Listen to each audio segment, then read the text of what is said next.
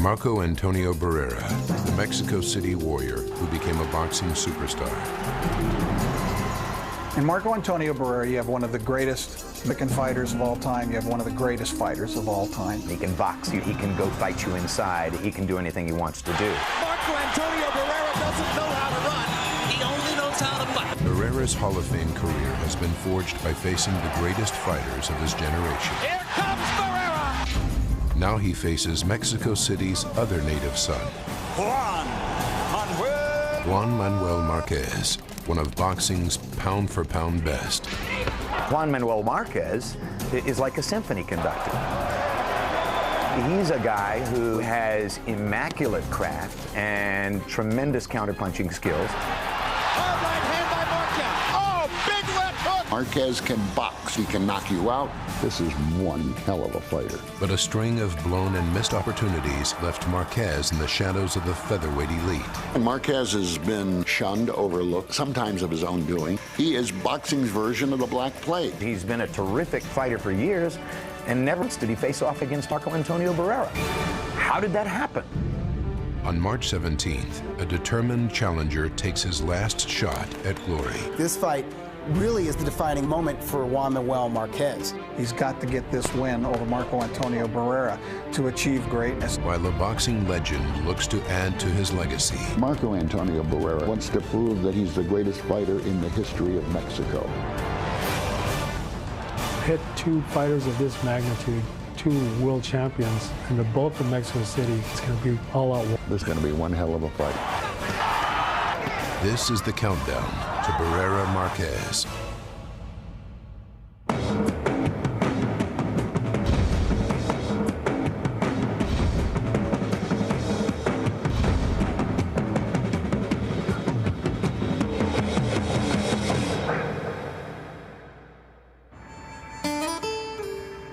Mexico City, a sprawling and ancient metropolis.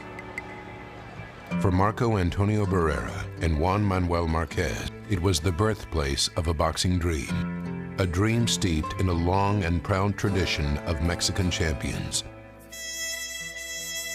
Mexican fighters tend to have this warrior mentality, and they built this up over the last 60 years. Mexican fighters are fighters who come to fight, expect to be fought against, and win with passion. I think the Mexican fighter closely identifies with his fans, and there's a bond and a certain pride. Mexicans are so familiar with overcoming all obstacles and odds. You know, hunger is the most important thing in boxing, and if you've ever been hungry, if you grow up poor, you have something to fight for. For Juan Manuel Marquez, that hunger was instilled growing up in Iztapalapa, one of Mexico City's roughest neighborhoods, alongside his brother Rafael, the world's current 122-pound champion. Juan Manuel grew up in probably the poorest section of Mexico City. I mean, it's a dangerous neighborhood where they had anything from the Mexican mafia to rival gangs. Rafael Marquez recalls. Por igual están en la cárcel, si no están muertos, si no muchos que realmente con nosotros están en la cárcel muertos, si no ya poca gente, la verdad está grande, ¿me entiendes? Nadie salió así, o sea, como nosotros realmente que. You don't understand poor until you understand where he grew up. In the 2-bedroom house, 2 9-by-9-foot bedroom, parents in one bedroom and 8 siblings in the other bedroom. Qué bonitos, ¿no? Bonitos y a la vez, y a la vez tú dices, ¿cómo vas a vivir los 8, ¿no? 8 hermanos juntos? Yo creo que es difícil, en todas las familias pasa. Juan Manuel got into boxing from his father. His father was a very respectable boxer. He had a career record of 35-5. He used to train Juan Manuel and his brother Rafael in his parents' house, bedroom. 8 años, nos empezaron, papá nos decía, a ver, vénganse para acá, vamos a poner los guantes. Y pues ahí estábamos nosotros y cuando la primera vez me empezó a vendar, pues me gustó. Sentir las vendas y sentir cómo se pega con las vendas, pues me gustó y dije, no, pues de aquí soy. Juan Manuel and Rafael would spar together all the way through their teenage years. The fighting would get so bad, they would both be bloody. They'd leave, they'd go home, and their parents say, what happened to you guys today? Sí, boxeábamos muy fuerte, boxeábamos que incluso los dos nos llegamos a sangrar de la nariz, o sea, eran unas guerras y pues, mi papá fue el que optó primero, no vuelven a boxear. They had a nice foundation, but the father knew His sons had talent, which they did. The guy to take them to the next level and really make them complete professional fighters would be Nacho. Nacho Barrera is one of the best boxing trainers of all time. He's trained 16 world champions, and he does it all in this little tiny gym that, doesn't even look like a boxing gym except for the two big bags in the corner. At the age of 12, Juan Manuel began a partnership with a legendary Mexican trainer, culminating in an amateur record of 35-1 and 2 Golden Gloves championships. The future seemed bright for the young fighter. Juan Manuel Marquez was a natural talent. He had boxing in his blood. By being matched with Nacho Barrera, you knew he was going to become a complete professional fighter. As Juan Manuel Marquez was being primed for stardom, Marco Antonio Barrera was growing up just a few miles away in a completely different world. Barrera is unusual for any fighter, much less a Mexican fighter as we envision them, because he came out of a middle-class background, used to tell us his ambition was to be a lawyer. He came from an educated family. His father built sets for television and film, so he grew up wearing good clothes. He grew up eating good food. He grew up going to good schools. The area he comes from is pretty nice. It's not really conducive to fighting. It's amazing that he even became a boxer. En la primera sesión de guantes, hice una golpiza, me hicieron llorar, y eso fue lo que me motivó para poder ponerle ganas, más que nada para desquitarme. Me subí a hacer guantes con el mismo niño, le pegué, y ahí me seguí yendo. Barrera would turn pro at 15. 2 years later, he would take his undefeated record to Southern California, where he would establish a reputation for his youth and tenacity. The baby-faced assassin, Marco Antonio Barrera. He had this just baby-faced look, and he had this wild hair that used to fly around, and he would go in there and he would just, savagely beat up his opponents. He was the quintessential Mexican warrior. What a right hand by Marco Antonio Barrera. He was a pressure fighter, killed the body, he was relentless, he tore the other guy's heart out. The battle fighters in the world come from Mexico, in my judgment, and right now this kid may be the best of the best. After winning his first world title at 21 years old, the highly touted Barrera stepped into a 1996 bout against former world champion Kennedy McKinney. It was a sensational fight. One of the best give-and-take boxing matches you've ever seen. Folks, this is about as good as it gets. That was one of those fights that just opened your eyes. Both guys are landing shots with regularity. This is just a war. He just went hammer and tong, back and forth. He just didn't know for sure until finally Barrera emerged in that late round to win the fight. Here comes Barrera! And that's it! After Barrera beat Kennedy McKinney, everybody felt that he was the next Julio Cesar Chavez. Chavez is the great hero of Mexican boxing. He is sort of their Ali. Now, with his style of fighting and his passion, Barrera was the heir apparent to that great Mexican fighter. Barrera had blazed a pathway to the top of the boxing world. But for Juan Manuel Marquez, the journey from Golden Gloves champion to professional fighter was anything but smooth. When Juan Manuel was 18, he was picking oranges out of a tree in Mexico, and he fell, and he did severe damage spine into his lower back. It cost him 2 years of his career. He couldn't turn pro for 2 years. En ningún momento pensé de renunciar, al contrario, después de la lesión a entrenar bien motivados, empezar una carrera, dije yo, ya hay que debutar y vamos a empezar con el pie derecho. Marquez would have only 8 fights in Mexico before following Barrera's footsteps into Southern California. What excited me about Marquez early was his technical abilities. You could see right away that this kid has the skills necessary to really be a tremendous, tremendous fighter. The man didn't make mistakes. And when you gave him a fighter who made mistakes, he punished them unmercifully. I tell you, Marquez is all over him, hammering away and Gonzalez is really hurt. He would maybe not be what you'd call a typical brawler, but I mean, he was definitely willing to fight and definitely willing to throw a lot of punches in his fights, and he won the majority of them by knockout. Throughout the late 90s, Marquez was the other terrific Mexican featherweight. But somehow or another, he never was able to get into that giant matchup that would really bring him off the page as a fighter.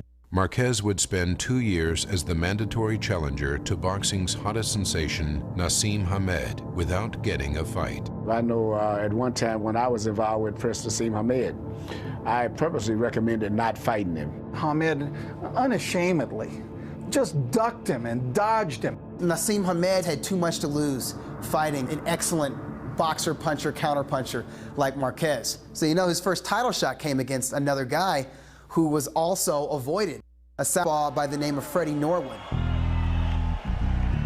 He finally had his shot, and people were ready to explode for Juan Manuel Marquez. All the Mexican press was there.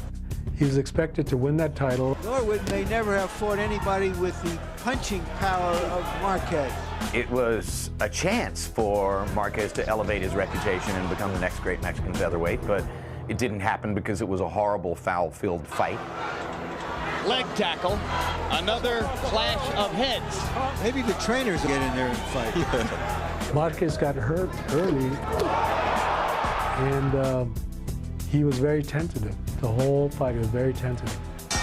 Another low contact round. You got to throw some combinations. Marquez, for whatever reason, pulled back in that fight. He did not really go forward the way that he had fought previous to that. He did not show everything that he had.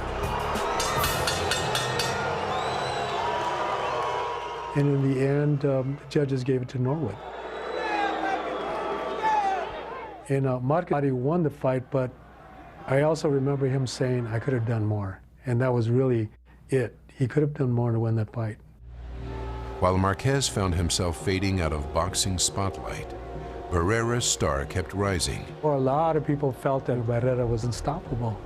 And that's the way it looked like it was going until he ran into Junior Jones. In 1996, Barrera took on former champion Junior Jones in what was supposed to be another easy victory. Down he goes! Hard right hand by Junior. The bell ends the round. Barrera is knocked down. The referee stopped the fight. His fight with Junior Jones was a painful experience for him. Jones would win a rematch by decision 5 months later. The persona Barrera built up throughout his career was shattered. At the same time, a new Mexican star was poised to take his place on boxing's center stage.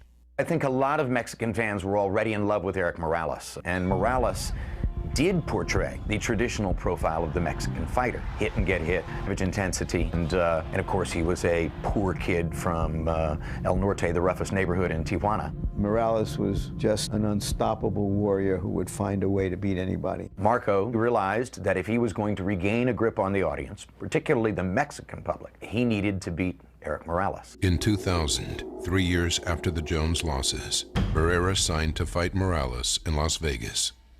The first Morales-Barrera fight was perceived as the new young king against the old dying king.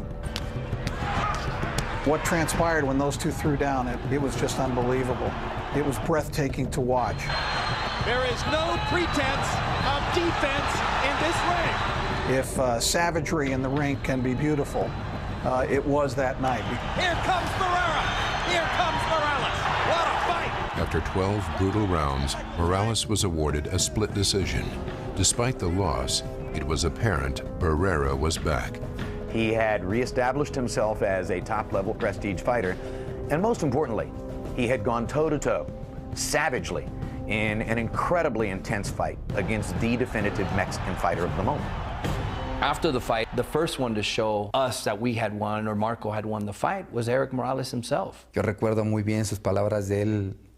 Cuando bajamos del ring, fue a mi vestidor y me puso una medalla y me dijo, esa tú te la ganaste porque fue tu noche. Yo la guardé, no había dicho nada hasta ahorita, pero pues eso como que me motivaba, ¿no? Para decir, ok, él reconoce que perdió, adelante, tengo para dar más. Barrera's future was once again bright. 1 year later, he stepped up to the featherweight division to challenge undefeated champion Naseem Hamed. Prince Naseem Hamed was a heavy favorite, not just because of his global popularity and his unique image and the showmanship, but also because Hamed was regarded as a unique lights-out puncher for the weight. And his punch seemed almost superhuman for the 126-pound division. So the feeling was that he was going to knock out Barrera. I've seldom seen Marco excited when a fight gets signed. Like a little boy, I remember clearly when we left the press conference, the fight was signed, he said, "This is what I've always wanted. This is the fight." Round one is all Barrera as Prince Naseem takes several power shots. What he put together was really one of the most compelling pieces of ring artistry that you could ever see. I mean, he dismantled Prince Naseem Hamed round by round, took his career apart in front of all of us. Big left hand by Barrera inside, stuns Prince Naseem. Right hand and a left by Barrera, rocking Naz back. Here you had a guy who'd been fighting for years as a brawling Mexican-type fighter, and then he suddenly changed. Barrera showed that night that he was a master boxer. Get the right hand by Barrera. He wants to close the show with authority. Then gloriously in the 12th round, he turned Naz around and took his head and banged him into the ring post. The crowd roared with appreciation, and Barrera had now risen to a new level. He had come in and constructed a fight plan as carefully and as intellectually and had executed it as well as was humanly possible for that fight. Marco Antonio Barrera's dominant victory over Naseem Hamed, that had to have been a bitter, painful moment for Juan Manuel Marquez. Marquez got beat by Norwood, and at that point, Hamed said, "Okay, well, I'll fight him." And he would have beaten Marco Antonio to that punch. Nacho Beristain overruled that.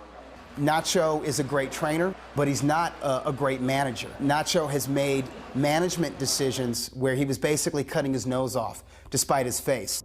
Besides declining to fight Hamed in 2000, Marquez was unable to shake the passive reputation he received from the Freddie Norwood fight.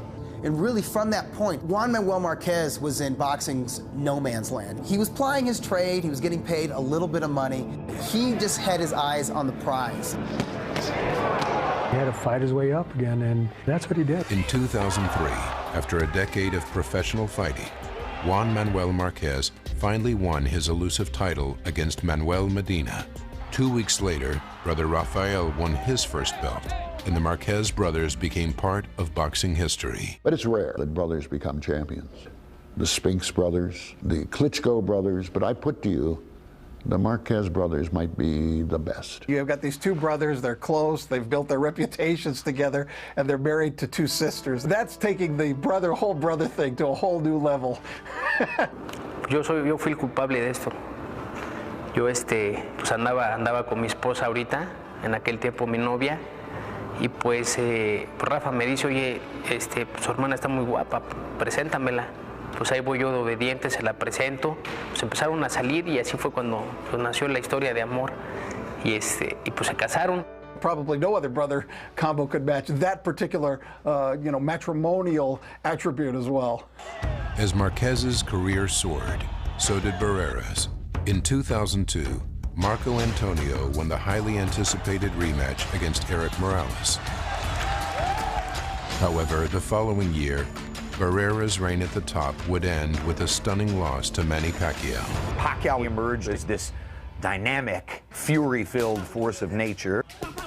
He was young and crazy and cock-strong, and he wanted to fight anybody, and he wasn't afraid to fight a guy like Marquez, and the fight was made. Just 6 months after Barrera's loss, Marquez would face the Filipino sensation.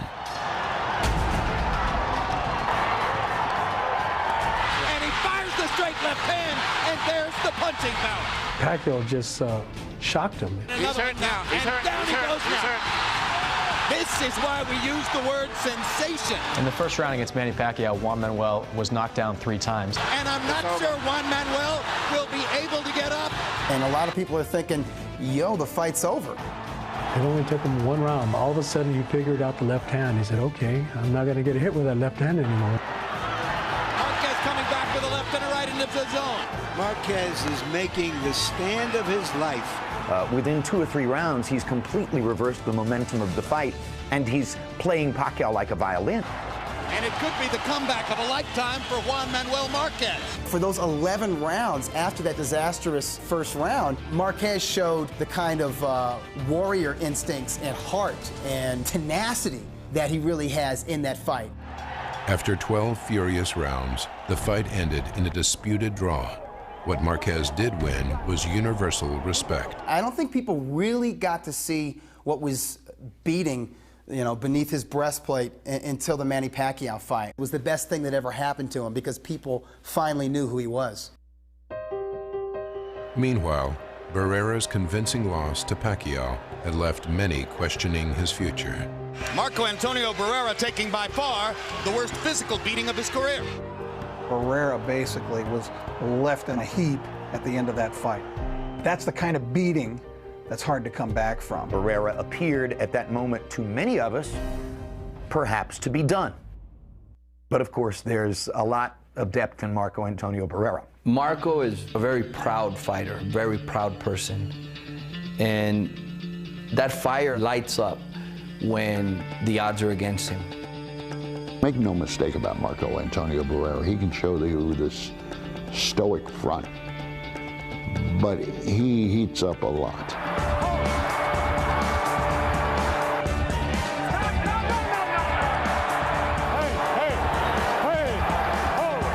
I think he is a gentleman as long as you show him the same respect.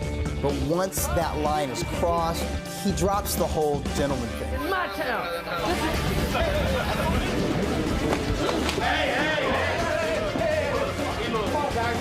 Come on, guys. He's a guy with a lot of pride, and you see that when he's matched up with somebody else who also has a lot of pride. Eric Morales brought out the best of Marco Antonio Barrera. With their 2 legendary fights, Barrera and Morales had developed one of boxing's most heated and personal rivalries. In November of 2004, they squared off in Las Vegas to settle the score, with Barrera the underdog. Todo lo contrario, me escogieron porque pensaron que ya estaba yo terminado y quisieron agarrar la tercera pelea pues para poder decir ellos enterrarlo, ¿no? Pero pues cuál fue su sorpresa que pues ni acabado ni retirado, le dimos duro. Well, if Morales thought Barrera was a shot item after the knockout loss to Pacquiao, he has learned already that isn't the case. It's pretty hard to choose whether the first Barrera-Morales fight or the third Barrera-Morales fight is the greatest. Both are 12 rounds of savage intensity.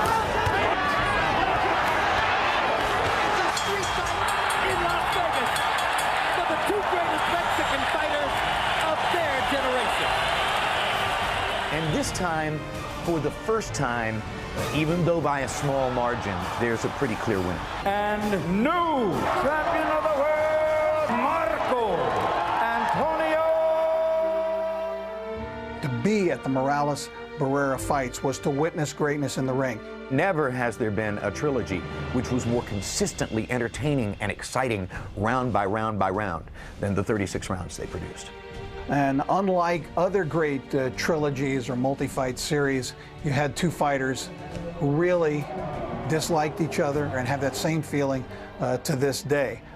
No, yo no lo odio, nomás recibo a la gente con el mismo cariño. Simplemente que chingue a su madre, así de simple.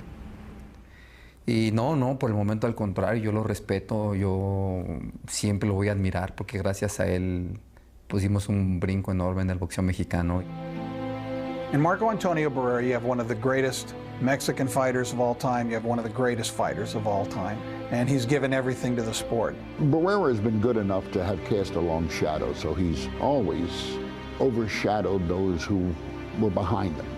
And here is Marquez, now fighting to get out of that shadow. In the years following his memorable performance against Manny Pacquiao, Juan Manuel Marquez would once again be plagued by bad choices and missed opportunities. He could have fought Manny Pacquiao in the rematch for a bigger purse than he ever made before, but they decided not to go ahead with it. Nacho instead took a fight for him with Chris John in Indonesia. He fights for $30,000. He ends up losing the fight. These were terrible decisions, and Juan Manuel Marquez, right now where his career stands is he's one of those could-have-been fighters. You would hope that Marquez can seize this opportunity, maybe the last opportunity, to make a statement. Juan Manuel Marquez, he's got to have it. He's got to get this win over Marco Antonio Barrera to achieve greatness, and I think that's going to lead to a great fight between these two. It's said that Marquez is hungrier, but hunger is one thing, pride's another. Barrera is fighting for pride. Pride is being the greatest Mexican fighter. I'm sure that Marquez will look at Barrera's 2 fights against Rocky Juarez and say, hey, he had trouble with a young, strong puncher. Maybe I should consider being more aggressive than I've been. People have written off Marco Antonio Barrera more times than the national debt. And every time he has a bad or fair performance, we think that's it. And then he comes back with a great performance. Barrera will do whatever it takes to win. We don't yet know that about Marquez. On March 17th, the countdown concludes, and 2 of boxing's best prepare for battle. Between the two, they've had 117 fights. Between the two, they've won 109. We're going to see who's the better boxer. We're going to see who's the better warrior between Barrera and Marquez. Es una pelea importante, una gran pelea que la estamos casi soñando con ella a diario. Él ni soñando va a poder lograr ganarnos. Me dan ganas de pegarle 12 ramos para que se acuerde de mí después de la pelea. When you pit 2 fighters of this magnitude, 2 world champions, and they're both from Mexico City, it's going to be all-out war. These are 2 of the master craftsmen of their era. 2 guys who've had great careers in one of the most passionate corners of the culture, Mexican boxing. Let's have the opening bell right now.